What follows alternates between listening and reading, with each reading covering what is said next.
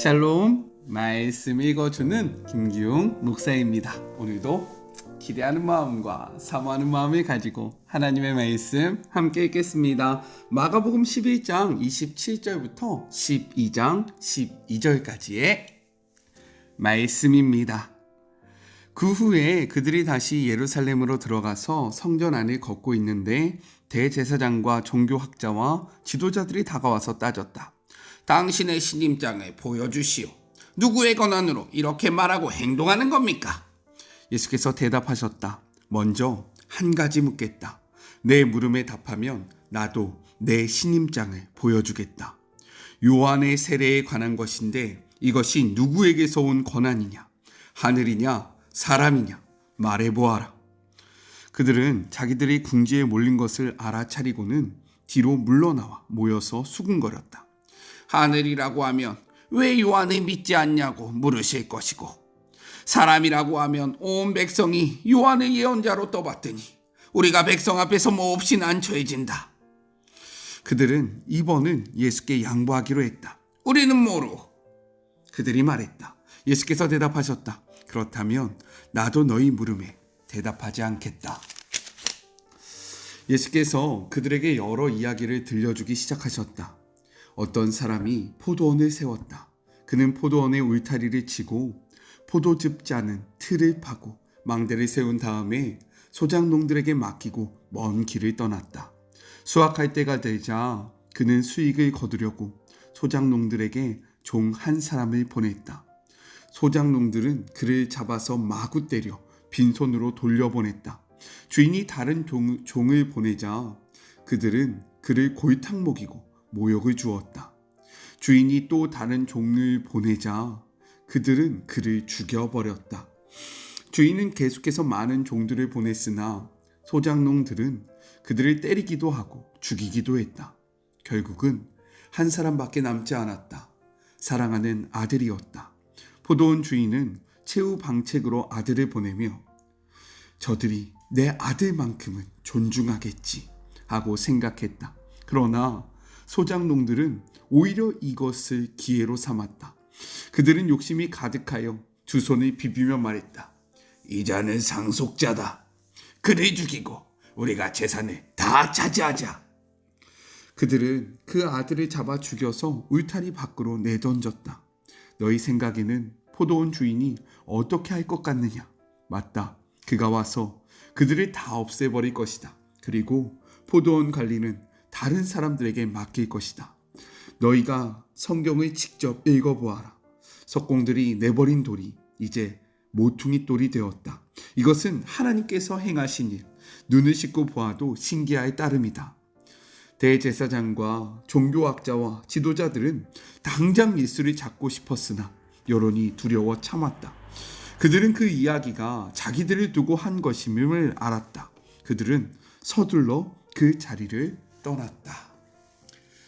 이것은 하나님의 말씀입니다. 오늘은 사순절 27번째 되는 날입니다. 말씀과 동행하는 사순절의 여정이 되기를 주님의 이름으로 축복합니다. 오늘 말씀은 내용상 두 부분으로 나눠서 생각해 볼 수 있어요. 먼저 첫 번째 11장 27절부터 33절 권위 논쟁에 대해서 이야기를 하고 있습니다. 예수님이 다시 예루살렘으로 가셔서요 성전을 거닐 때에 대제사장과 서기관들과 장로들이 나와 질문을 합니다. 이들은요 당시 유대인들의 최고 기관인 산헤드린을 구성하는 자들로서 오늘날로 이야기하자면 대제사장은요 사역자들의 우두머리이고 그리고 서기관은 성경을 해석하는 신학자, 장로는 평신도들을 대표하는 자다라고 생각해 볼 수 있습니다. 그들은요 예수님께 무슨 권위로 이러한 일을 하며 누가 그 권위를 주었냐라고 묻습니다. 이것은요 좁게는 전날 있었던 성전 정화 사건을 언급하는 것이고 넓게는요 예수님의 사역 전체를 뜻하는 것이었어요. 그들이 문제시 삼은 것은 무엇이냐? 예수님이 랍비 훈련을 받으신 적이 없다라는 거죠. 이스라엘에서 누군가를 가리키기 위해서는 랍비로부터 인정을 받아야 하는데 자신들은 그 예수님을 가리킨 적도 없고 인정한 적도 없다. 그렇기 때문에 너의 그 가리킴의 권위는 어디로부터 나오는 거냐? 라고 묻고 있는 것이고요. 또한 병자들을 치료하는 권위는요, 하늘로부터 오는 것인데 종교 지도자들은요, 스스로 하나님을 대신하는 자들이다 라고 생각했습니다. 그렇기 때문에 이 땅에서 하나님을 대신하는 자신들이 예수를 인정하지 않기 때문에 예수는요, 하늘로부터 권위를 받지 못한 자가 되는 것입니다. 즉 예수님이 어떻게 대답을 하시든지 예수님의 답에 문제 삼을 만한 만반의 준비를 하고 예수님께 질문을 하고 있다는 거예요. 그들의 악한 의도를 아시는 예수님이요, 답을 하시는 것이 아니라 오히려 질문을 하십니다. 그리고 이 질문에 답을 한다면 나도 너희들의 질문에 대답해 주겠다라고 이야기하세요. 그 질문이 무엇입니까? 30절. 요한의 세례가 하늘로부터냐 사람으로부터냐 내게 대답하라. 요한의 세례는요, 요한의 사역을 상징하는 것인데, 요한이 하나님께서 보내신 선지자인지 아니면 선지자가 아닌데 선지자인 척 하는지를 묻고 있는 질문이었습니다. 그들은 서로 의논했지만 명쾌한 답을 찾지 못해요. 왜요? 먼저 요한이 하늘로부터 왔다라고 인정하는 것은요, 매우 자존심이 상하는 일이었습니다. 왜냐하면 요한은요, 종교 지도자들을 향하여 회개하라, 너희들의 삶은 잘못됐다 라고 비난했던 선지자였기 때문에 이 그를 인정하는 순간 자신들의 삶이 잘못됐다라는 것을 인정하는 꼴이 되었습니다. 게다가 요한은요, 예수님의 길을 준비하기 위한 그런 보냄받은 자잖아요. 그렇기 때문에 요한을 인정할 경우에 예수님을 인정해야 하는 문제가 생겼다라는 거죠.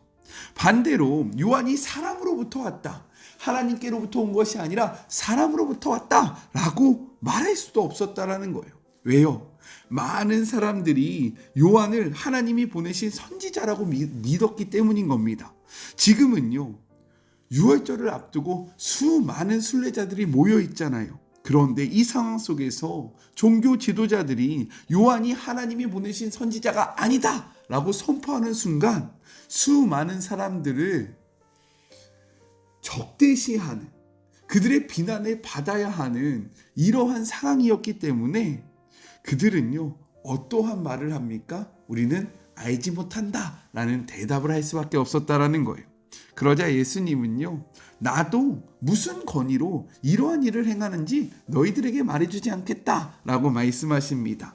이처럼 그들은요, 진리를 위해서 싸운 것이 아니었다라는 거예요. 자신들의 지위를 위해서 싸운 것입니다. 그들은요, 하나님을 안다라고 이야기했고 하나님을 사랑한다라고 말했지만 하나님을 두려워하지 않았습니다. 오히려 눈에 보이는 사람들을 더욱더 두려워했다라는 거예요. 성경은 이야기합니다. 이사야 29장 13절의 말씀이에요. 주께서 이르시되 이 백성이 입으로는 나를 가까이 하며 입술로는 나를 공경하나 그들의 마음은 내게서 멀리 떠났나니 그들이 나를 경외함은 사람의 계명으로 가르침을 받았을 뿐이라. 이 말씀 앞에 우리의 모습을 돌아보며 우리는 예수님 앞에 어떠한 모습으로 나아가고 있는지 다시 한번 우리의 모습을 살피기를 주님의 이름으로 축복합니다.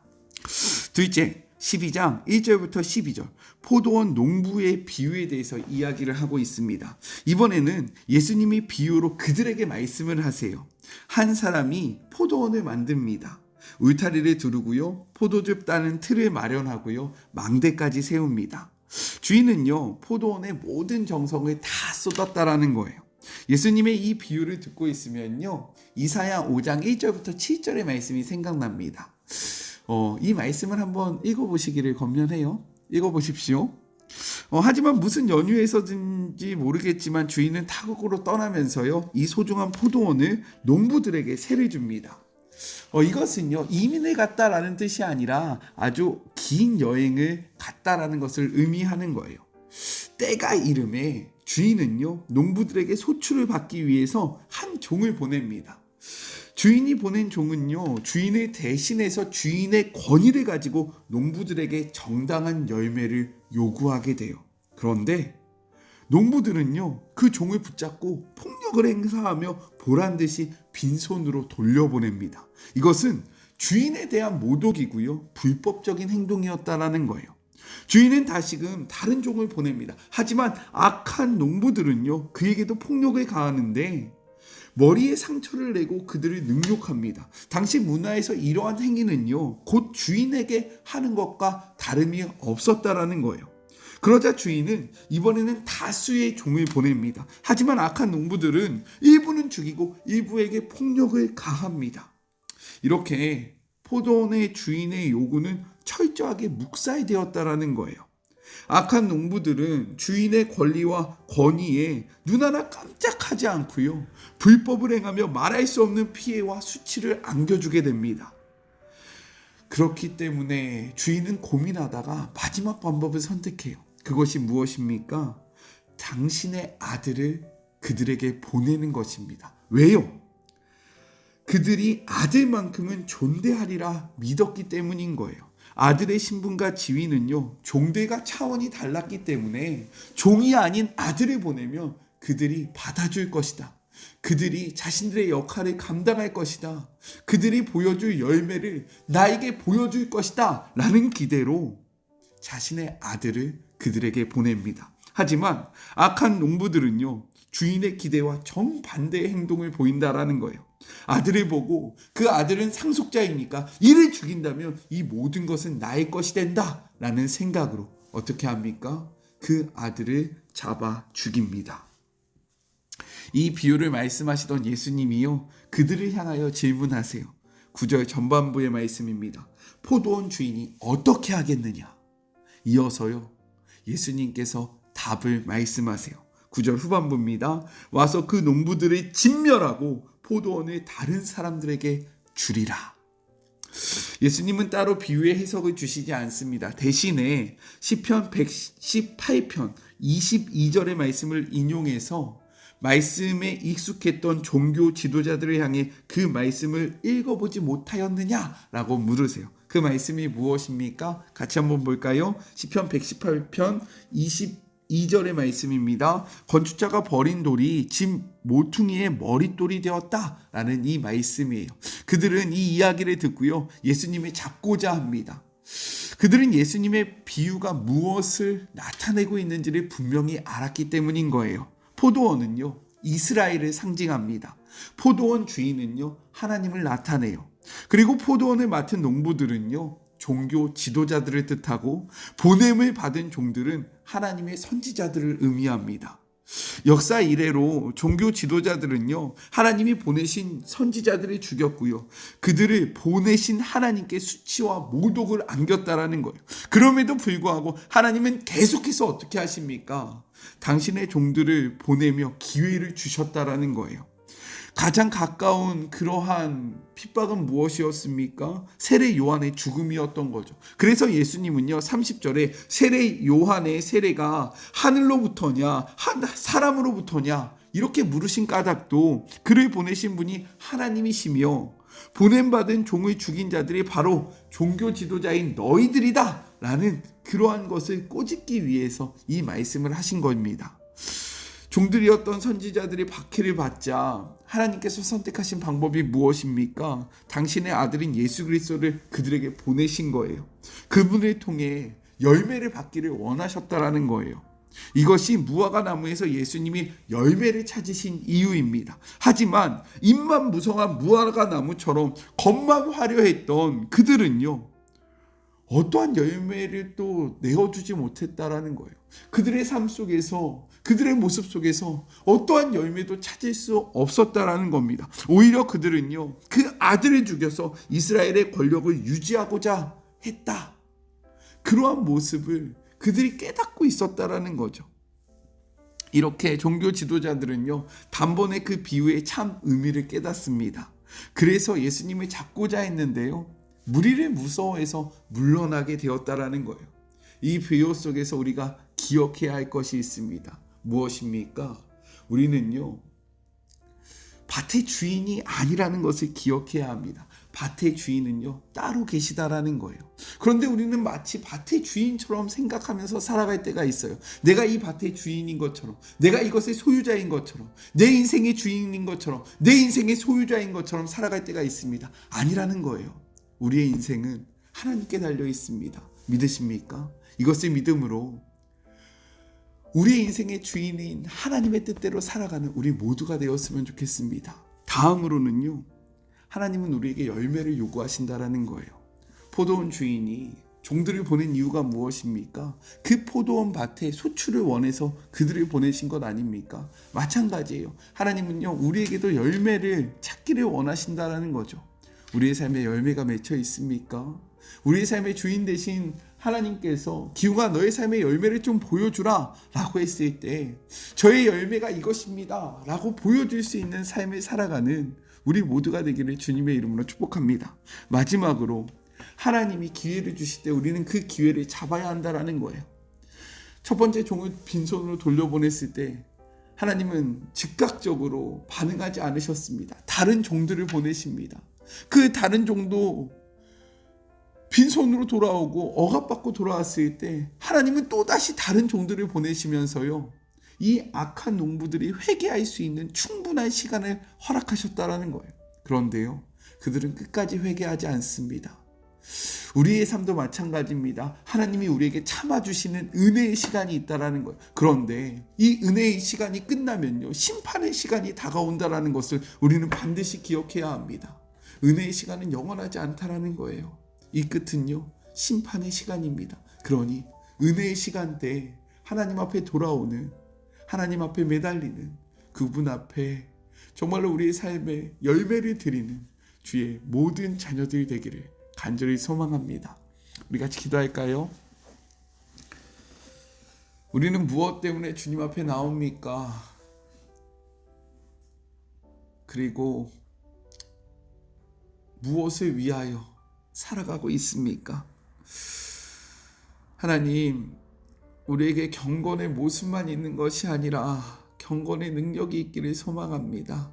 우리가 입술로만 주님을 공경하는 것이 아니라 우리의 삶에서 주님을 높이기를 소원합니다. 주님 함께하여 주시옵소서. 하나님은 우리의 삶에 열매를 원하십니다. 우리가 주님께 드릴 열매가 있습니까? 우리의 삶에 열매 맺는 삶을 살아갈 수 있도록 도와여 주시고 우리의 인생은 우리의 것이 아니라는 것을 기억하게 하여 주시옵소서. 또한 하나님이 기회를 주실 때 우리는 돌아가야 합니다. 돌이켜야 합니다. 하나님의 은혜의 때에 주님을 만나고 주님 앞에 엎드리고 주님께로 나아가는 주의 모든 자녀들 되게 하여 주시옵소서. 은혜의 시간이 끝나면 심판의 시간이 다가옵니다. 이것을 바라보며 은혜의 시간에 하나님의 은혜 앞에 나아가는 우리 모두가 되게 하여 주시옵소서. 함께 하시 주님을 바라보며 거룩하신 예수 그리스도의 이름으로 간절히 기도드립니다. 아멘. 은혜의 시간이 있으면 심판의 시간도 있습니다. 은혜의 시간 때 하나님 앞에 나아가는 우리 모두가 되었으면 좋겠어요. 저는요, 또 내일 만나도록 할게요. 사랑하고 주님의 이름으로 축복하면서 오늘 하루도 힘내세요. 우리 내일 만나요. 안녕. 오늘도 수고하셨습니다.